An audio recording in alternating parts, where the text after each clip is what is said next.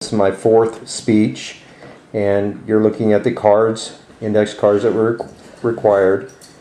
And I will go ahead and introduce everybody one more time. This is my father, Daryl.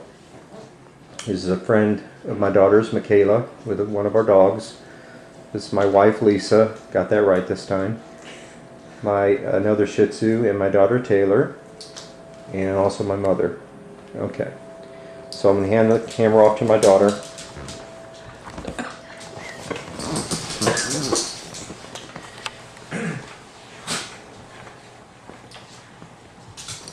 Okay, this speech that I'm going to be giving is on adopting children. Okay. Basically, the info that I have to give on adopting children is children that are basically given up by their parents, whether it's whether it's giving up their children for reasons of financial, or they just have a contract between another family to give to that child up to a loving home, and parents that would have.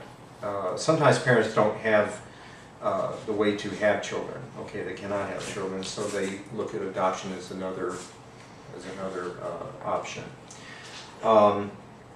Again, adoption, parents that adopt children is basically a labor of love. They need nurturing from a loving parents, and those parents are dedicated to loving that child and giving them the quality of life that they may need or may have never had if they had been with the previous parents. The way to adopt, or the process of adoption, is there are adoption agencies out there, and they have basically counselors that work with the parents on information about learning about the wait times that they may have to go through, and the financial barriers per se that they may need to know about as well when they're adopting the child.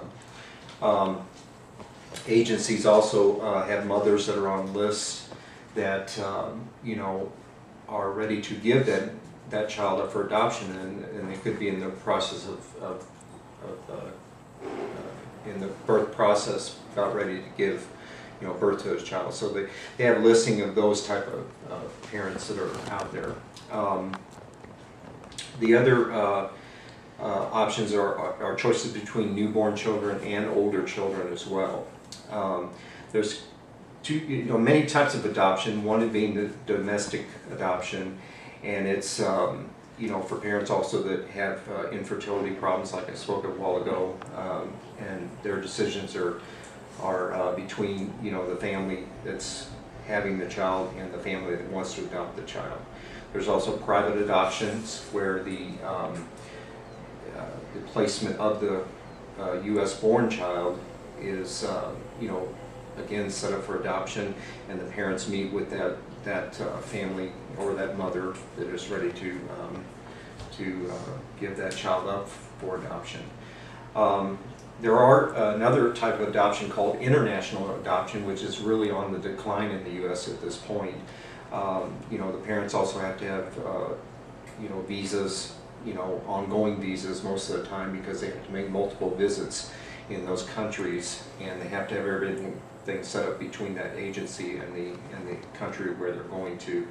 A lot of times they have adoptions that international could cost between $25,000 to $50,000, even on top of that. So that's another barrier to go. But again, that's on the decline right now. So the domestic adoptions, though, are on the rise. I mean, those are pretty much the ultimate.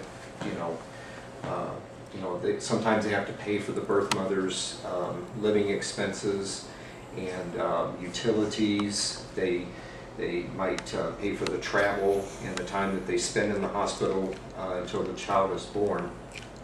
And if the parents, or if the birth mother that's giving the child up for adoption it lives in another state, they might have to wait 7 to 10 days to make sure that that the agency has okayed that, because a lot of times birth mothers, even though they want the baby up for adoption or are willing to do that, sometimes the parents that want to adopt that child have to get insurance, cancellation insurance, just in case something goes wrong with the birth, or the mother might change their mind at a later time, near the time when the child's born. So there's many things that they have to go through. These agencies have to instruct these parents with.